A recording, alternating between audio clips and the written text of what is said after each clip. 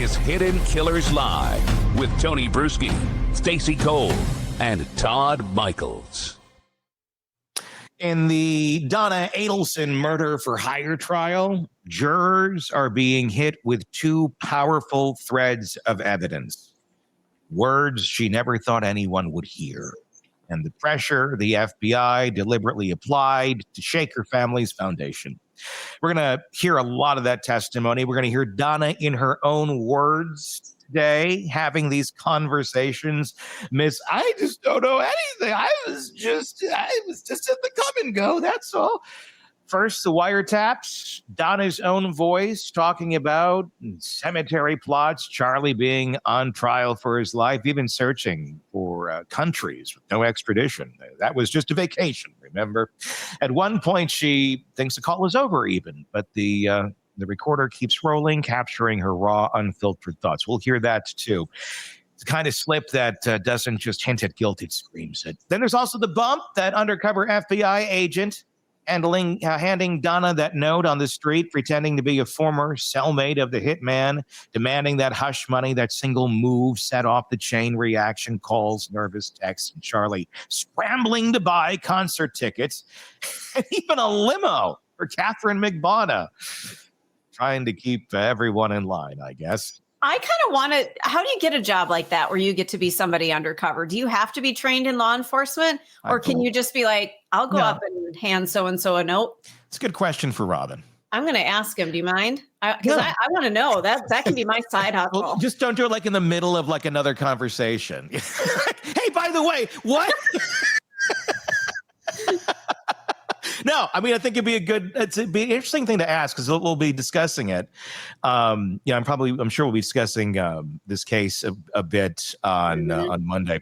But it's, I probably just depends on the case. There's plenty of people where you become, you wear a wire, that's essentially, so there's wearing a wire and there's being an undercover agent. That's two different things. One's doing a bump and you're impersonating someone, because that's essentially what happened here. This person was pretending to be part of this hit team, if you will, or part of the gang. But in reality, they were FBI. Well, and I've got a friend where I live. I'm not going to say where, because I don't know if she's still doing this or not, but she looks very young for her age. So she goes online and pretends to be an underage girl. Yeah, that's great when people do that to catch those fuckers. No, I'm all up. Does she like work with one of those teams that does that stuff? Yes, but she's in law enforcement, and you do not want to fuck with her. She will pound you into the ground. Now, I love that stuff. She actually shows up and meets them.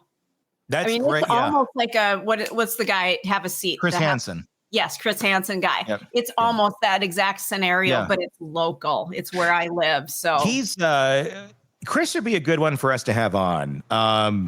We'll talk. We'll talk about that. Somebody's got to go after and get him. It'd be a fun guest because he's doing a thing on True Blue. That's his online thing, and it's. I don't know if it's called Have a Seat or it's something like that, where he does, and you can. There's a gazillion of them. So if you like to catch a predator, Chris is still doing that on True Blue. But let's see if we can get him on some morning.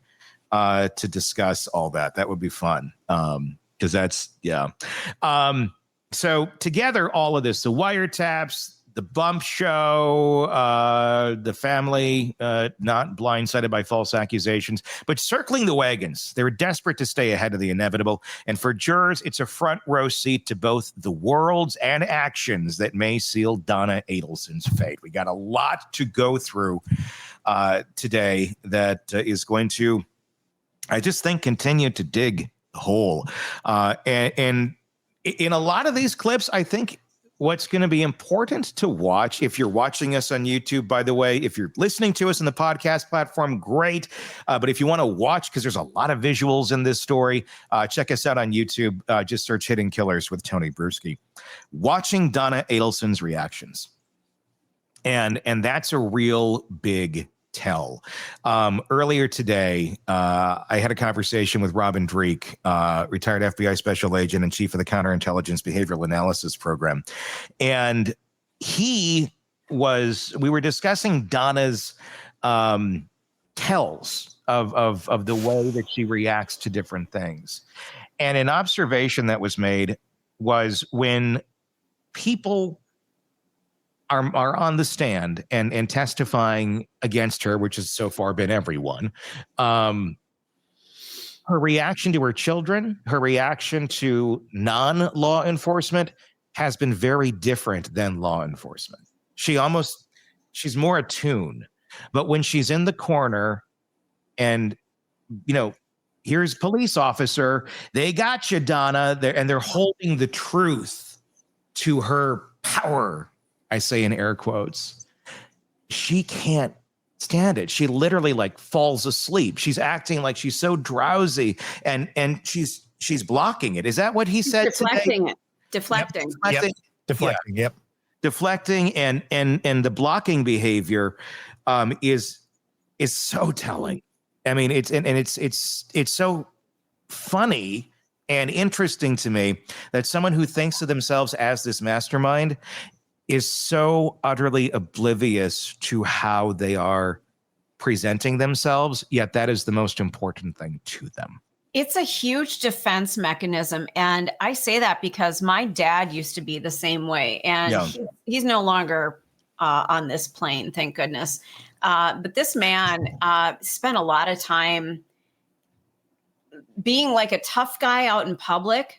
But then if somebody actually saw how he had treated his family, it was just like, whoa, put up the defensive, and it's when you see it, when you know it, when you viscerally know how somebody is and you see them putting on this act, you're just like, oh, it is so good. Yeah.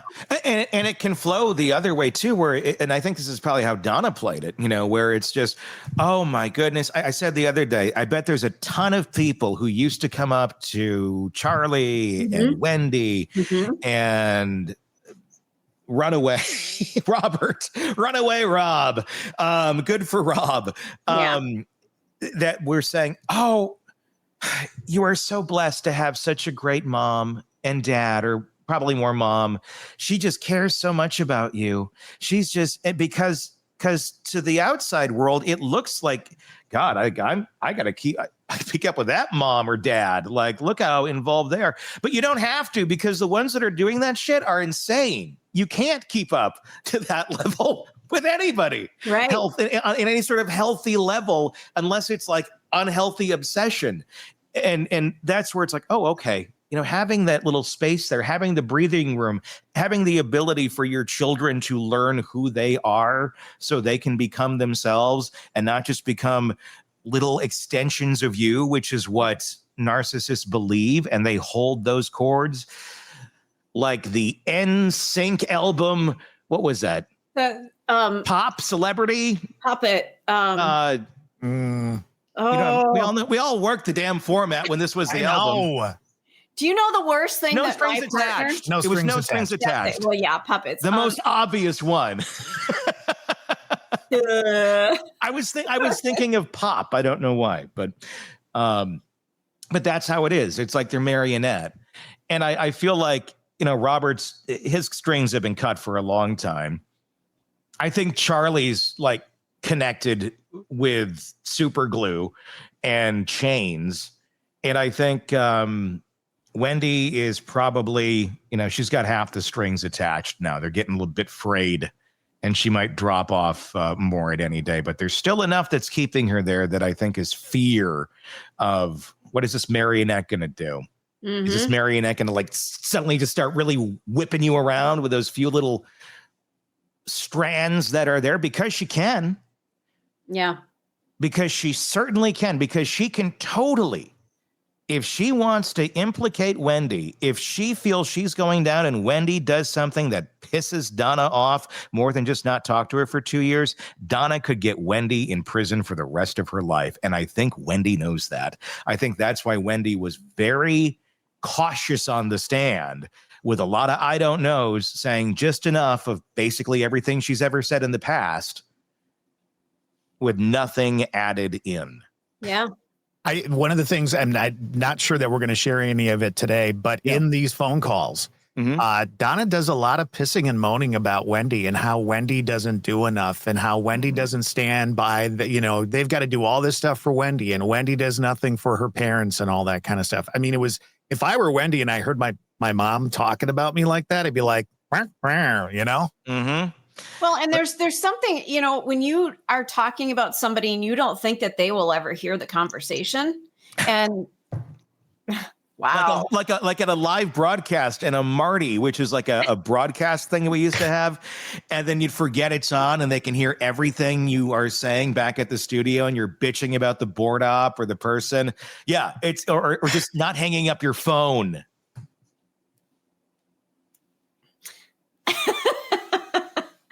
Tony.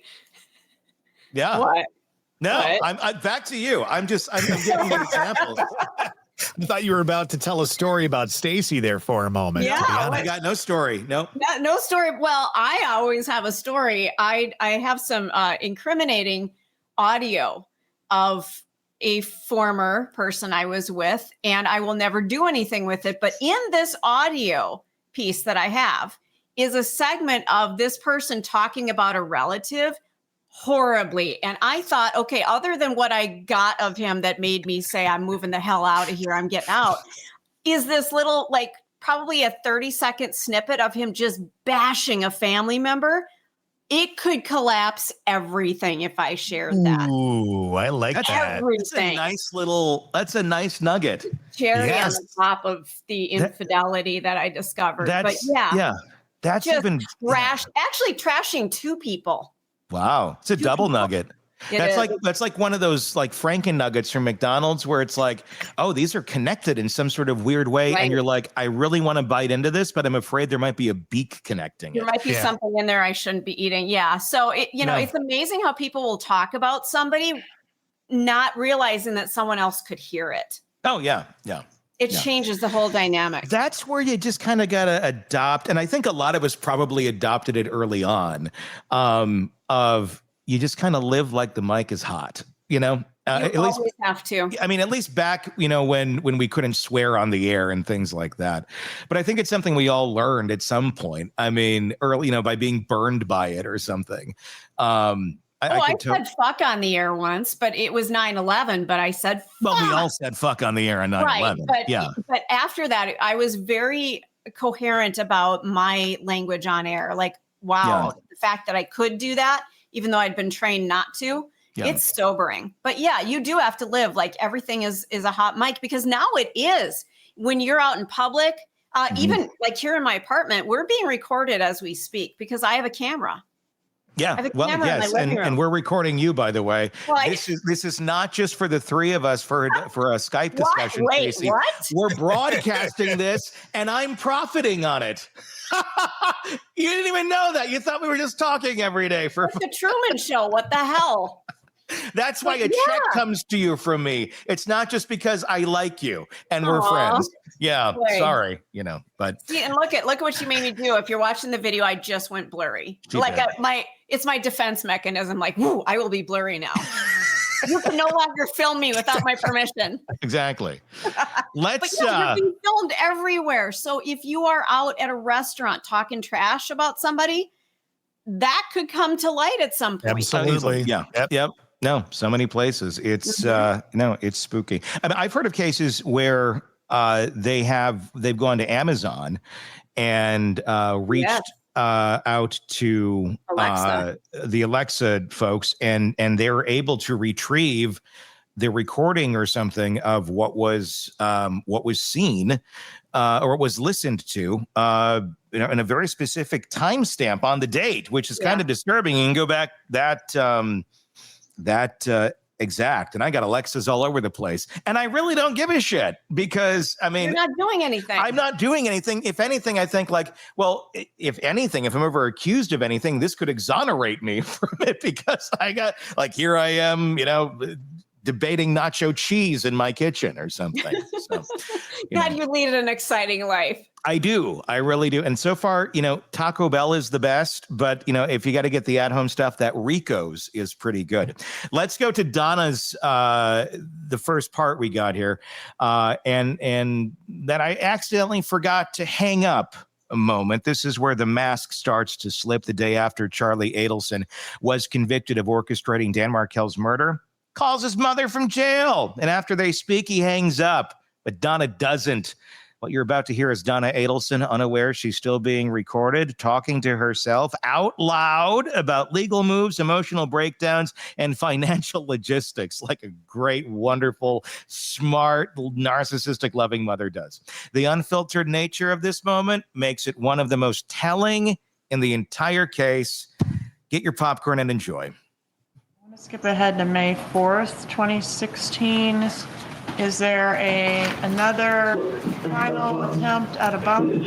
Sure, I picked up the phone, but there's a lot of things that we have to do, and we've got a very tight time frame. So one of them involves taking care of some things to Roman, taking care of some things to Steinberg, who's just on the phone all day, and Susan was nice enough when I told her she could only gather everything up and then drive down. So she and Rick got here about 10 minutes before you called, so that she could work with us. She got a couple of hours of taking care of her.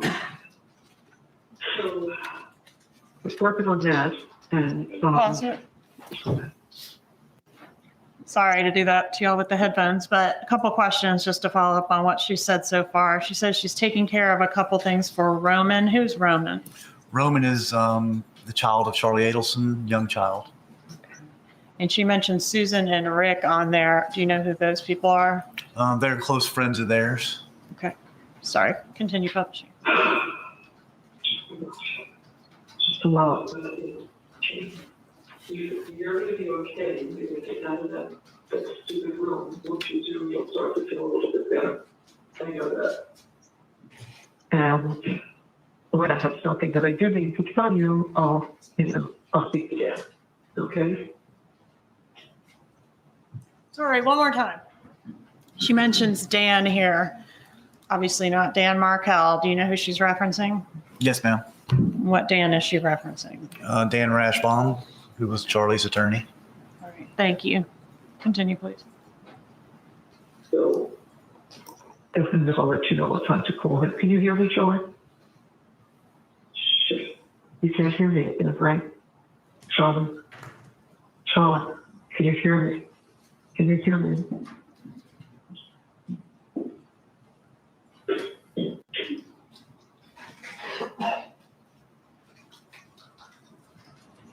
Hairball. I hate when that happens. She crying?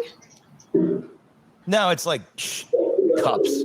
I'm sorry. The fourth time that they cut the line each time.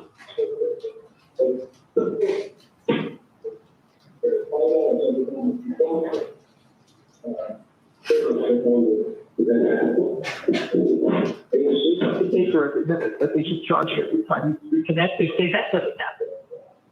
Listen. Todd, pause it for a second. I just want to read this aloud for the podcast listeners, and I know she'll ask questions about it. If you're watching this on YouTube, you can on the screen it shows the transcript. But Harvey says it's $5 every time if he calls here, and she'll tell you he doesn't have anything. They receive, and then Donna interrupts. You pay for every minute, but they keep charging every time you reconnect. They say that doesn't happen. And then Mr. Shargan says, "Is he?" And then Harvey, yeah. Donna, except he's in this room. Mr. Shargan, indiscernible. Continue on. In this room, so the psychologist want to make sure that you kill him. The psychologist finally came. And he said to her, if you leave me here, no light, no nothing, the bed's locked. Pause it. said he came to her and said, if you leave me here, I'll kill myself. There's no light. There's no nothing. I'm in a cement block. This is Charlie talking about life in prison. At least let me go back to my cell so at least I can see where I am. It also means, please don't leave me here. And she spoke to him for a little bit and she says, no, you're perfectly fine. I know that. You just have to go back. And, I've got a few of these reports that just try and play. We'll listen to what the attorneys have to say. See where I am. Please don't leave me here. And spoke to him a little bit. She said, "No, you're going to be fine. I know that. I just have to go back and I've got a few of these reports I have to write. Once I get them submitted and they get them approved, you'll be able to go back." So he just goes back like that in an hour. But that thing does is I'll lose my life with him.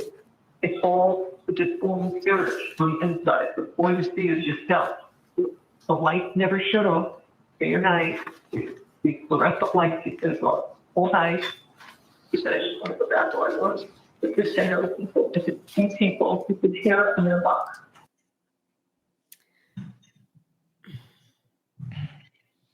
So if Donna Adelson had nothing to hide, why did her unguarded voice in there kind of sound something like preparing for a life underground? Yeah. Normal. Well, I'm not going to say normal. Innocent people might be the better word. Don't plan things like that. They don't talk with that kind of intention. No. Well, at least I don't. I mean, I'm not planning to escape to Vietnam. Although I have read that Vietnam really is a lovely place to retire and live. Try the iced tea. It's delicious. Well, I'm telling you, the food, the land, Oh yeah, I love Vietnamese food. I love it. I don't know. I don't know enough about the country today to say a word about it. If it would be a place I'd want to go or not go or anything at all. And that's me not being as worldly as maybe I should be. I used to watch No Reservations for my world. I miss Anthony Bourdain. Understanding, and it's been a while. I miss Anthony Bourdain too. It looked like a lovely place from the visits that he had when he did the show years ago. But in this second half of that same unintentional recording, Donna says the quiet part out loud. She talks about extradition. And this is interesting because she has said, we were just, me and Harvey wanted to go. And I don't know why she's talking like that now. That's actually how Bob Motta does the voice. That's Bob Motta's impression of Donna Adelson. I don't know why. I just started doing his. Mine is more, okay, so I got to get into my character. We should have a battle of the Adelsons on the air someday. Nice. Wouldn't that be great? We could try and out Adelson each other. So she's talking about, we just wanted to go, and we had such a lovely time there in our younger years. I needed to get away, which could be understandable. I mean, if your family just went through all this and you have nothing to hide, I get it. You want to go on a vacation, but this pretty much shoots that whole story to shit, because here she is before they attempt this, talking about how she and Harvey have been looking up and over places where they could go where they might not be sent back.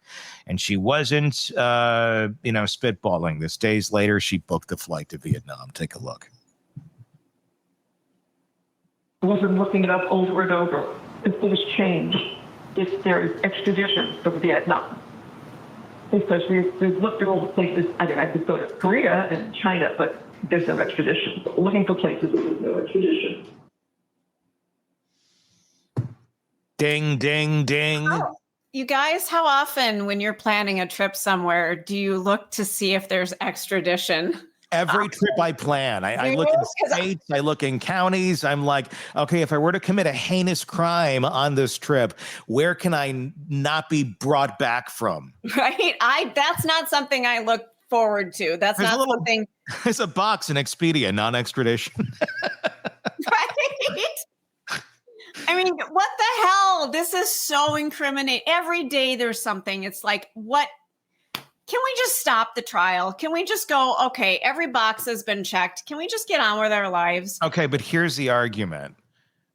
What if you're there and you know everything looks horrible? And let's for a moment suspend reality.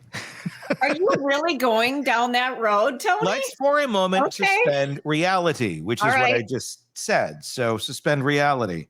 All these things that are so damning and point to Donna having some involvement here, let's pretend that everything is some sort of weird misunderstanding. Okay. And legitimately, let's say it is. And you know this, and you're like, oh my God, everything looks like I did this.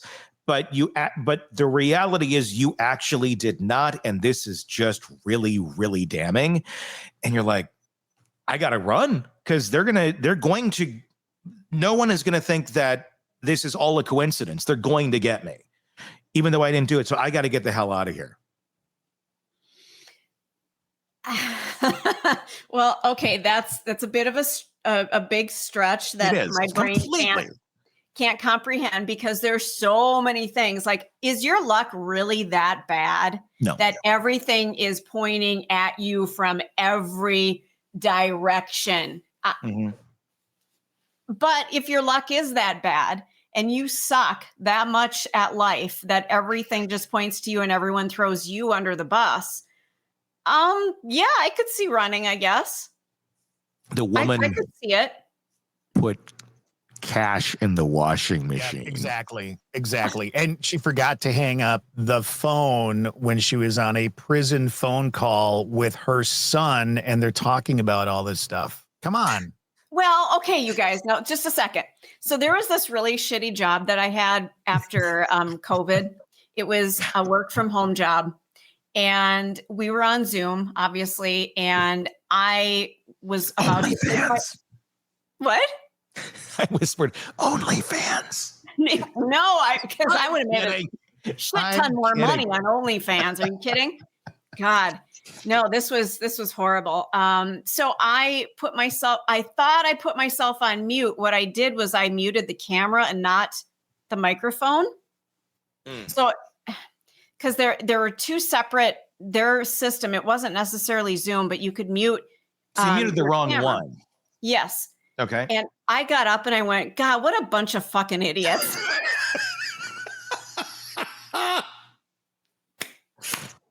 I worked in radio for 20 years. I know what a hot mic is. But not in your house on your computer necessarily.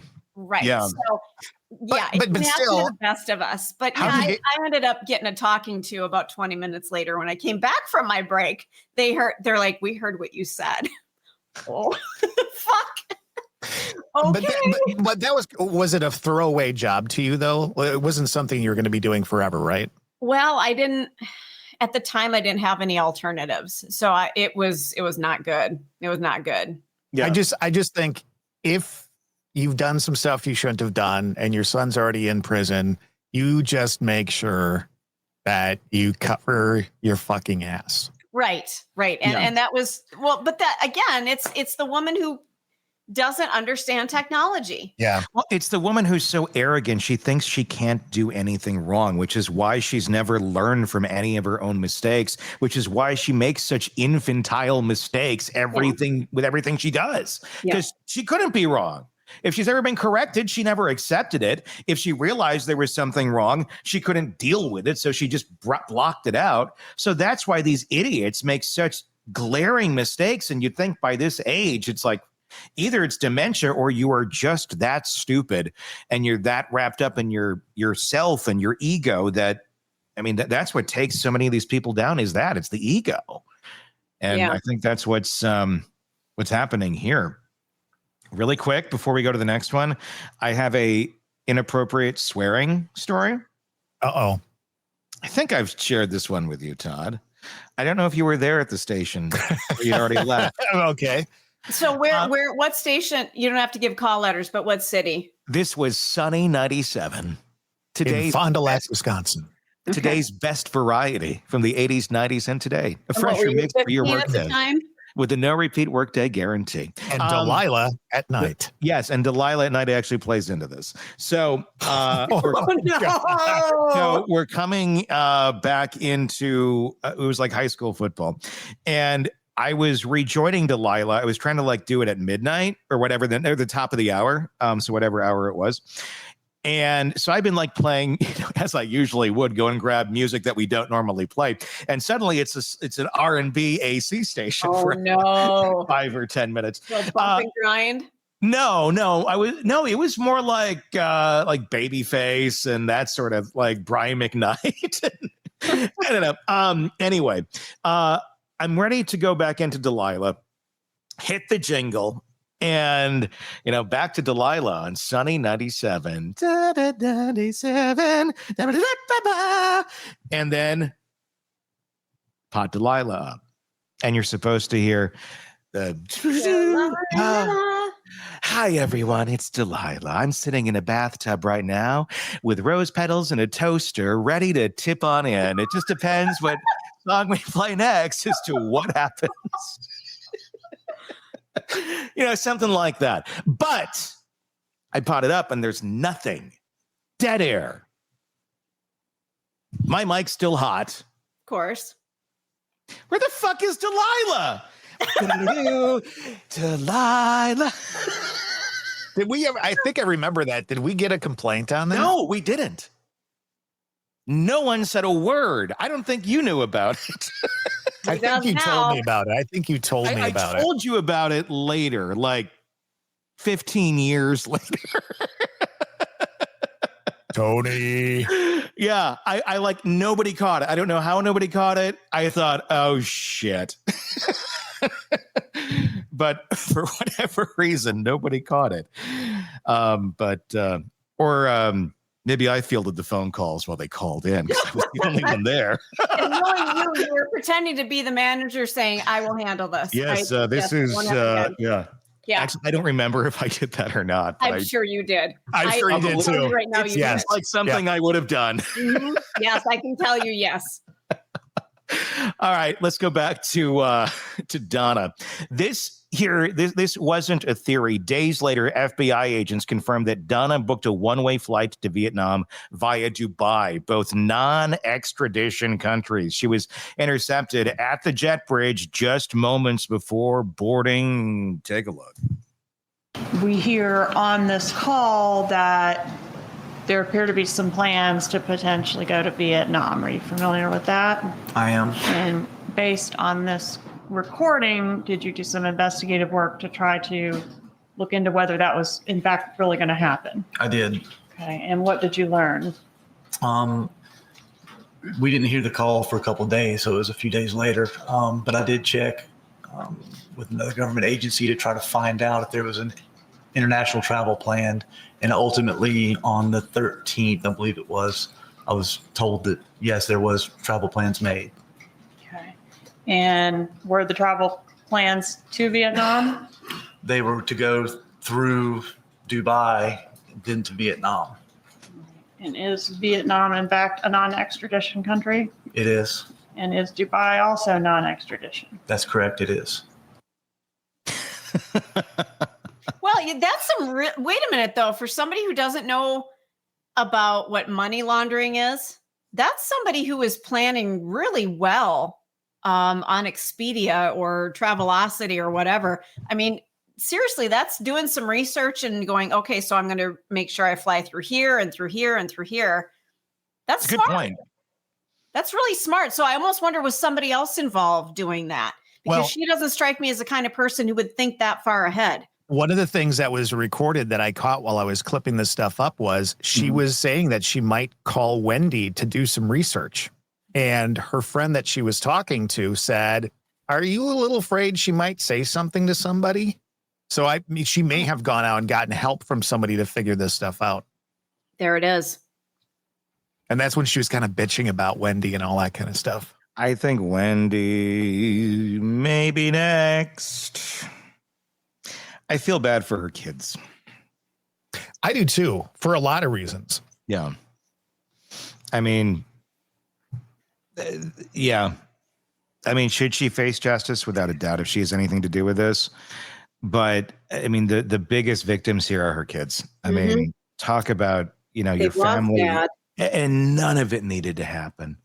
None of it needed to happen. Well, it's not like he was this horribly abusive ex and doing all these horrible things. He just wanted to see his kids. Oh, well, I mean, I think at the end of the day, I mean, the more you look at this and the more just how dark Donna got with the Jew shit. I mean, oh my God, like this is an anti-Semitic family. I mean, without a doubt, if you're joking about, I mean, why you would ever in your wildest fucking dreams bring up that you're going to dress the kids in Hitler Youth costumes. They're being brought up Jewish, and this is and he's an active Jew, and he's practicing. I mean, my God, what the fuck is wrong with you? And these are your grandkids, and you're just that flippant about it. I mean, at the end of the day, this is a bunch of anti-Semitic Jew-hating people in Florida. That's what this family is. And that's not that uncommon in Florida, I can tell you that. I mean, there's that hatred there with so many idiots, and that I think is probably the driving factor in this. And I think maybe what would have pushed her over this edge, where it's not just she can't see the kids, but he's a Jew. I mean, I would not be surprised if that ran into her fucked up line of thinking.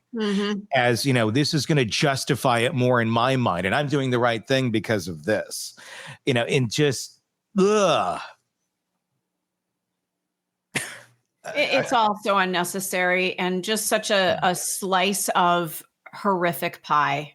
Just the worst part of society we're seeing in this family. Dressed up in someone that looks like so many people we know, or we know of, or see out and about all the time. There's Donnas everywhere.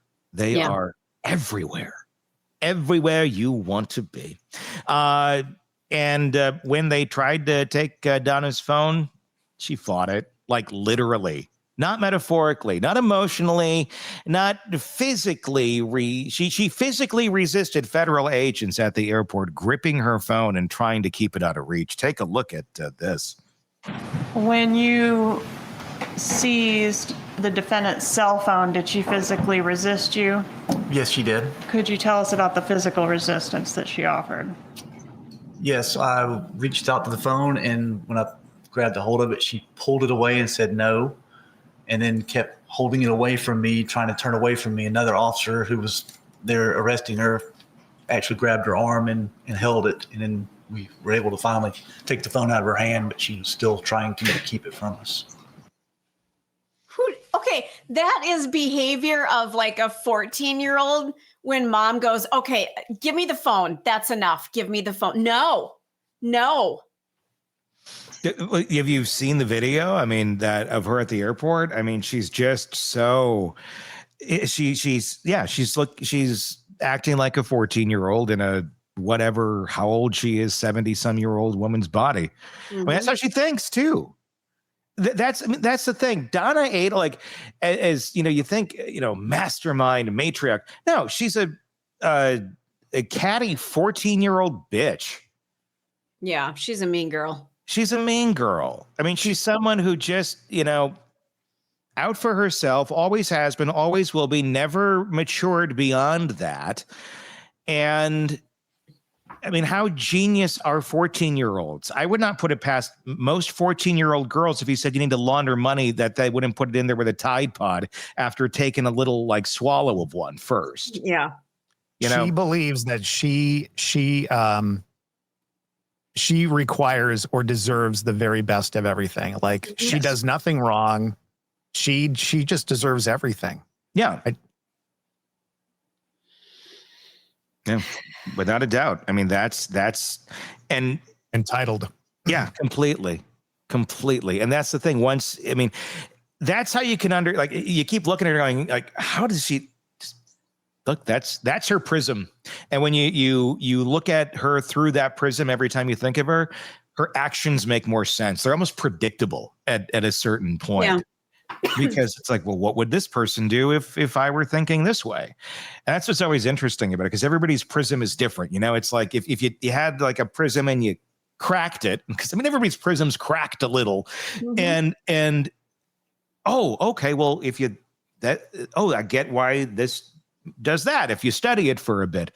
And it can be done in a very interesting way with crime, but can also be done just in your own life with human beings around you, and go, why are they seeing it this way? And it's not that it's right or wrong. It's like, as you can understand how they got from point A to point B, then they make a little more sense rather than just you're wrong or this or that. Anyway, an interesting look at that. Let's do another one here. There's physical evidence here too. Inside a 2014 planner recovered during the investigation, Donna had made a little interesting note. A note that was Dan Markel's license plate. The same car the killers tracked. The same vehicle Dan was sitting in when he was shot. Check this out. In the 2014 planner, did Mrs. Adelson keep a lot of personal information and identifying information for members of her family, and even, I think, some friends in there too? She did. And as part of that information in the 2014 planner, did you locate any information specific to Dan Markel's vehicle? We did.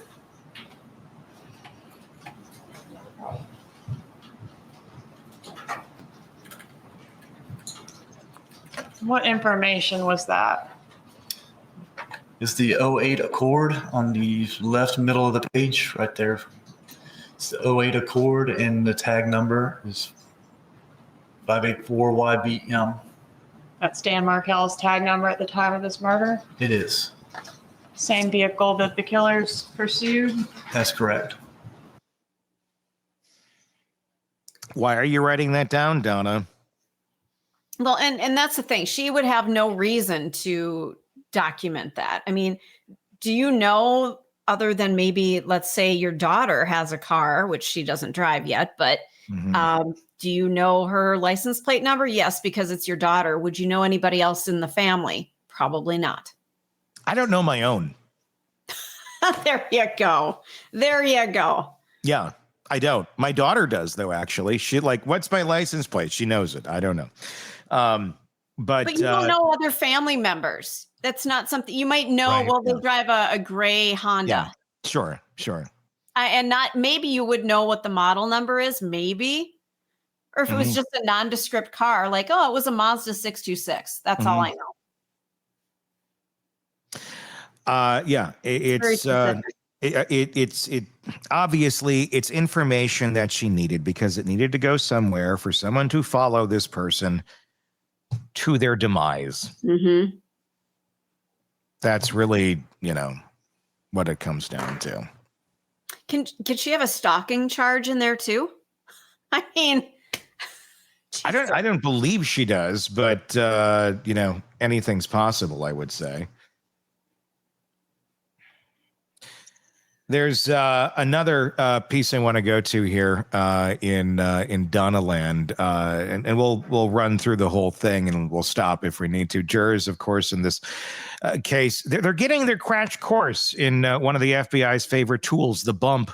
It's the classic undercover move designed to stir the pot, to make suspects nervous, to get them talking, and most importantly, to get them on record. In this case, agents already had wiretaps rolling on the Adelson family's phones to push things a little bit further along.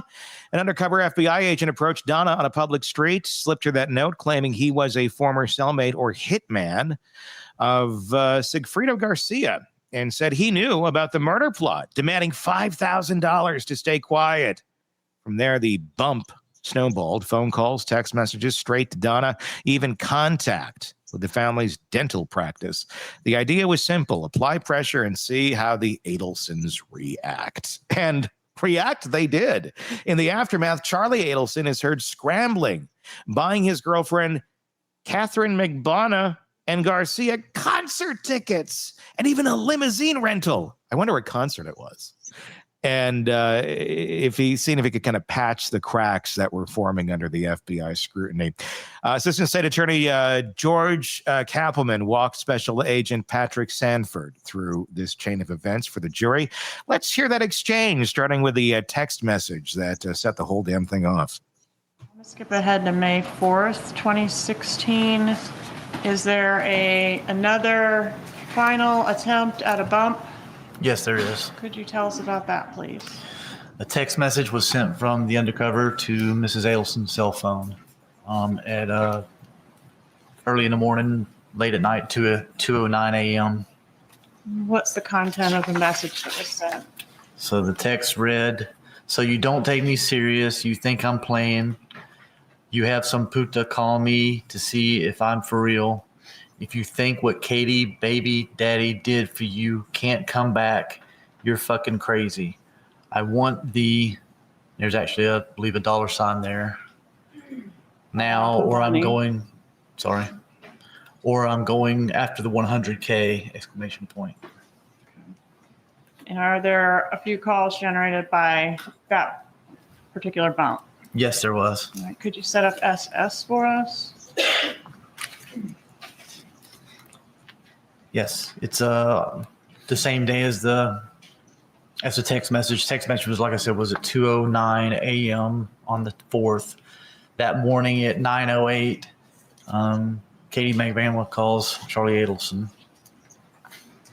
Okay, so this would be right at the, oh, I see. So about 7 hours later. Correct. About 7 hours later that morning. All right. Thank you. For this one, we'll publish SS starting at 12:45, please. And I think this call is going to be a follow-up on the gift for Garcia. Is that right? I believe it is. Okay. I don't believe they've talked yet. All right, let's play SS. It's in my first problem. Like in my other case, I put it up in a hell right. So you haven't opened up the public specs? Yeah. Why? There's a I'll open it later. I'm scaring you, bro. no. It's not like I put a fucking hamster in there. Well, you give me here. I don't want you in the die. I got it a guinea pig for his birthday. Aww. You've been in there for 3 weeks in your trunk. You're an asshole. Okay, then I gotta get it. Well, hey, Yeah. It was supposed to be a birthday present for somebody. If you know his birthday. And this baby is still going on, so. Okay. Well, if you okay if you pull this from here, is the answer to that. I don't know. Well, take a look and then you can tell me. Up in the bottom thing, there's a very nice gift card in there. Okay. I try to think. You're fucking in there, though. I don't know. You know, somebody said, he told me, oh my God, that felt so loud. Yes, you guys are. I took my mom all the way to private, right? And he took us out, and he picked him up for dinner and shit, whatever. Mom always does that, like morning. And you told him to go, oh, you want to get me a present, so then you can get that about a present. So you know, we get me a present. I told you, you're not sending me to go anymore. Like, get over it. Well, I got it. I just fucking didn't look like it. Well, guess what? I actually did. Well, thank you. So, you're welcome. So, open it up. If you think it's okay to give him the permission, he's old enough, then give him the present, okay? What fucking pocket pocket? If you think it's not, then don't do it. What pocket pocket? Just make sure the shit's in a safe place. I gotta run. Yeah, You gotta roll it, not fucking like supposed to be in pocket. you just throw something harder in the chest with that tool. On my cheek? Is that what you said? Huh? Yes. What you call it? I thought you said you were still cooking the water in the chest. I still like everywhere and like, oh. Look at all my shit, bro. All right, don't forget to look it up. Oh my God. All right, could we publish TT, please? Can you start at 55 on this one?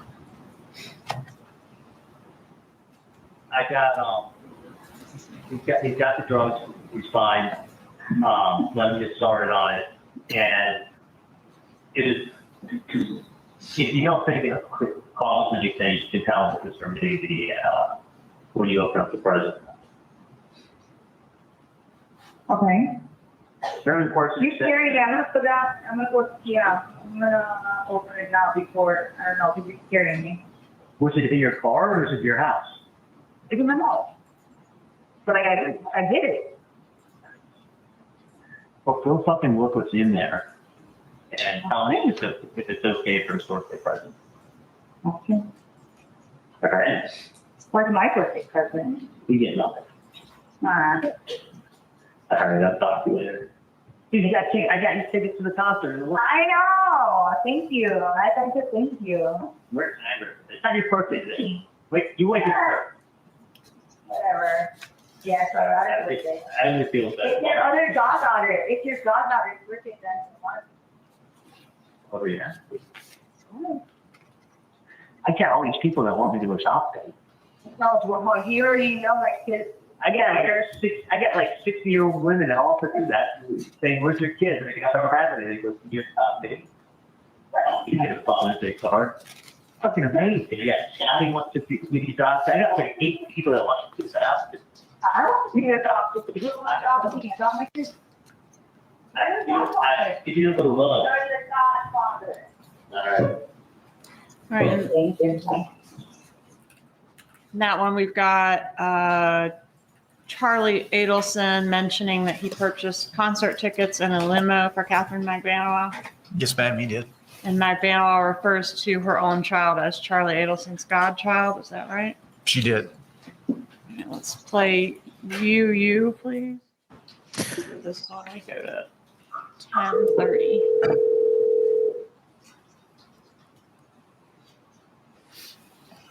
Phones, the paybacks and everything like that, then people will go ahead and get their money lent and they'll be paid back. It's very interesting. So that's really how people make a lot of money, is using other people's funds to make it. Oh, sure. It's a good way to do it. So we'll see. I mean, I would suggest if you have a track record of 2 years, it will not be a problem raising capital at all. So that's what it is. Yeah, it's good stuff. So are you on your way to Advocate yet? Yeah. Oh, okay. So is everything else okay?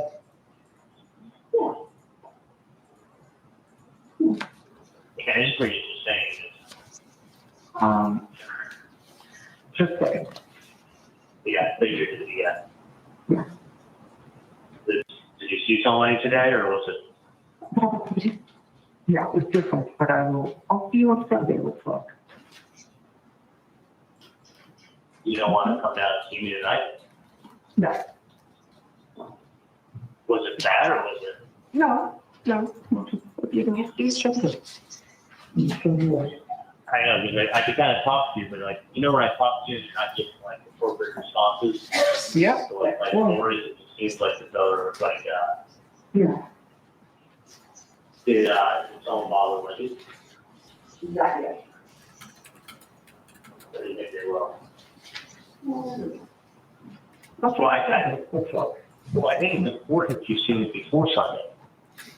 Well, where exactly would it be tomorrow? That is us tomorrow, so maybe it's very chance. That's the secretary to continue. So we can know other people. Well, I mean, Doug in the afternoon, I haven't texted, I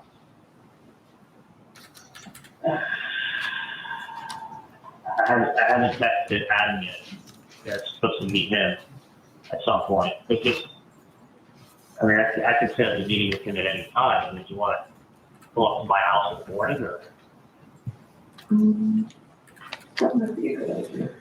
Because I'll tell you what, I don't want to wait.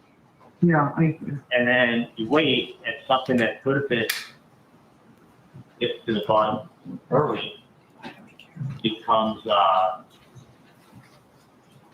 it's something that doesn't get into the fund early, and then so all out of control. Yeah, so maybe tomorrow, We're above it. So what we got? What we making so to something more. You want to meet Shelley for breakfast, Lucky? Yeah. You want us to come see you, right? Well, traffic.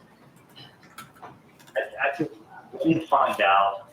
Check your schedule and then we'll work something out. Okay? Yeah, let me do that. I'll see you guys tomorrow. Sounds good.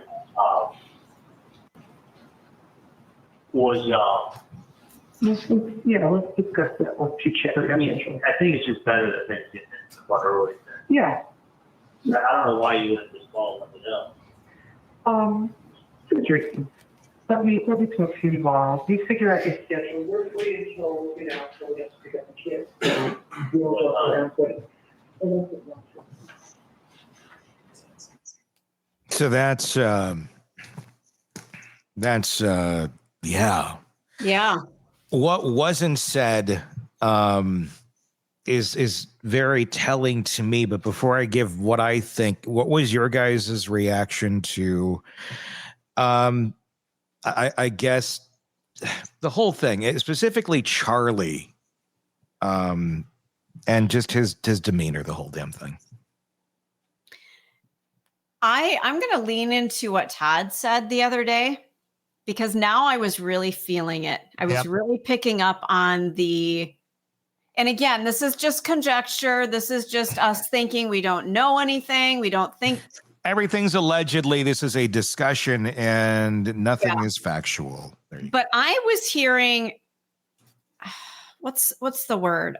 I'm not flirtatious, but needing validation. That's just the entire demeanor of him talking to her was, I need you to need me. Does that make sense? I want you to want me. Yeah. I was the entire time. It was like, he is so needy here. He just give me something, give me more. And that's what I was feeling. Wasn't so much the content. It was just this yearning I was getting from him. And she was very like, well, you do, mama. There was this, I don't know. I still get that weird feeling with them, but obviously she didn't want to talk about anything. And no. Well, you find out what your schedule's like. Okay, honey. It's very just classic behavior of this. I mean, he's this fixer. He's conditioned to if Donna has a problem, he has to fix it. If Donna spills milk, he has to wipe it up. If anything, and if it's not solved and there's still a lingering problem out here, he feels he's not doing his job and he can't sleep. He's anxious. He is so anxious in that call about not the crime. It's about pleasing Donna. Yep. It's about making sure Donna feels okay. Because he's exactly. Are you okay? Okay. Or are you just saying that you're okay? What can I do? Can I do this? And then he's offering up like every solution in the book, and she's just, and then she's sitting there with her little marionette strings going, oh, I got, and that's where she gets the power. That was a fuel up for Donna right there, and him just it's okay. And she's in complete control. That is what that is. That's the narcissistic control. And Charlie is such conditioned. He's such at bay. He can't control this. His anxiety is going through the roof until he can fix this problem for mom. Because if you can't, it's like, oh my God, like you don't, because then you're in the unknown and you don't know what's going to happen in the unknown. Is she going to blow up all of a sudden? Is something going to happen? And the unknown is the worst when you're the anxious person. Yeah, I hope I didn't steal Todd, I hope I didn't steal your take on it. But that entire time that's what I was feeling, like watching this person that just needs so much from this one specific person. No, I mean, it was really kind of, again, creepy. Because I see, once Tony talked about how he needed to, or you said he needed to be needed and he needed to be the fixer. And how are you doing? Like, is everything okay? What can we do? Let's get this taken care of. Let's not wait. It's like, oh my gosh. Yeah. Yep. And it's just as much of a need for him as it is for her. Yeah. They are both feeding off of each other in just this circular, grossness. I wonder how he's doing in prison when they don't have each other anymore. So I wonder, cutting that off, that's like cutting a limb off. That's like cutting your second head off. At that age where they've been that, co-intermingled and enmeshed for that long. I wonder how she's doing with it too. That's a weird to have that person just cut off from you suddenly. Because Koberger can talk to his mom, right? I don't know what the rules are with when he can be on the phone or when he can't be. He was quite a bit in jail. There was a lot there, but in this sort of a confinement, I don't know that he has a lot of. I think it's very restrictive. Gotcha. But I could be wrong. I could be wrong on that, but I cannot. How does that work if your significant other, for lack of a better term, if they are incarcerated as well? How does that work? Well, it kind of depends on the penal system you're in and the prison system that you're dealing with. For example, the Richard Allen case, Kathy hasn't had a chance to talk to him in a long time. Boy, that's messed up. And it's not because she doesn't want to. Yeah. There's some other stuff going on there. Well, it's because you get into those prison systems and suddenly the law is the prison, the private prison system, and who's employed there wants to make up the rules for. Yeah. So it becomes the Wild West at that point. So it's screwed up. And that's why there's no clear answer for that question in any given system or place. Some are very, you can communicate, some not at all. Some it's by the level of your incarceration, and then it's by state and, all of that. So, yeah, the big answer is I don't know to that. Understood. But there you go. Donna Adelson, another week in the books, or the first week in the books. God, this feels like it's been going on longer. Yeah, it does. You thought Karen Reed was a long one. This one feels longer. It does, but it's very intriguing. This is not boring. Not in any disrespect to Dan Markel, I'm enjoying this one. It's fascinating to watch from a legal perspective and breaking down the psychology of someone. I was going to say the psychological aspect is what's getting me, that the dysfunction of this family. I had an overbearing grandmother on my dad's side. Yeah. And she didn't go to these lengths, but boy, she edged up to the edge of this a little bit here and there. Yeah. The way she controlled part of the family. And when my mom and dad got divorced, her fangs came out. So I just don't think she had it in her to kill anybody. But if she would have had that inclination, my mom would have been dead a long time ago. People are only as dangerous as their means. Mm-hmm. Mm-hmm. Yeah. Yeah. So it's interesting to watch. A lot of times I just sit back and go, wow, that's my grandma. Yeah. And I think that's what makes this a case like this very relatable, is because a lot of people have a Donna Adelson in their life somewhere. Mm-hmm, somewhere, shape or form, or did. And because there's nobody rooting for the Donna Adelson other than Donna Adelsons out there. Mm-hmm. The only ones who are looking at Donna, and that's probably a very telling thing. Go into a Hobby Lobby at about 11 a.m. on a Tuesday and walk around and ask some of the folks, hey, this Donna Adelson case, in the folks that respond, and see how many are on track with Donna and how many are like she's evil. Well, Hobby Lobby is ground zero, is what you're saying. I don't know. I'm just Joanne Fabrics, but they're closed. Yeah, they're not open anymore. Joanne probably would have been a better choice, quite honestly. Yeah, but so I think you probably got to go to the Joanne or the Hobby. Is there any other national Michaels? That's Michaels is still in business. Not bad. We don't have a Michaels here, but I like Michael. I like their Halloween stuff, but Of course you do. At home, that's a good one. Yeah, Closing we tons don't of have one stores. in at our area. No. Anyway, well, there you go. That's the latest on Donna Adelson.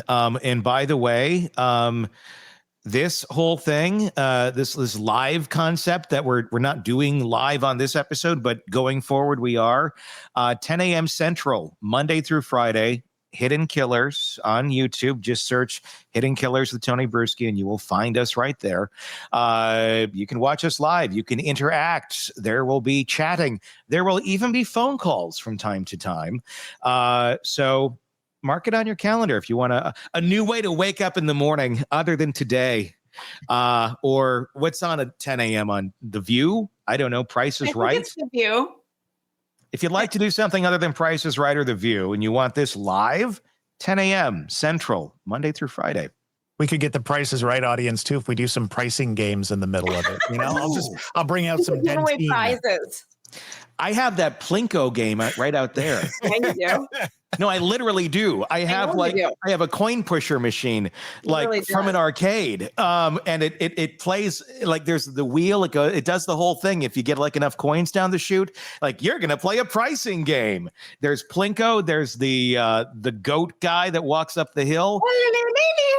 And there's the safe thing too. Have I ever sent you a picture of that, Todd? Yeah, you sent me a video of it. Oh yeah. Okay, so you know what I'm talking about. Yeah. We could do that. We could play pricing games. I like that. I love that. Whenever we need a little break from something, we want to give away some prizes. Tony, grabs the long microphone and walks in the other room. I got to get like a mobile camera that we can do that with. Okay. Well, there you go. That's also on my to-do list. All right.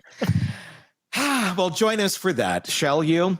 All right. Let us know your thoughts in the comments section. Press subscribe wherever you're listening or watching. And until next time, for Todd and Stacy, I'm Tony Brueski. We will talk again real soon. Want more on this case and others? Then press subscribe now and don't miss a moment of true crime coverage from Tony Brueski and the Hidden Killers podcast.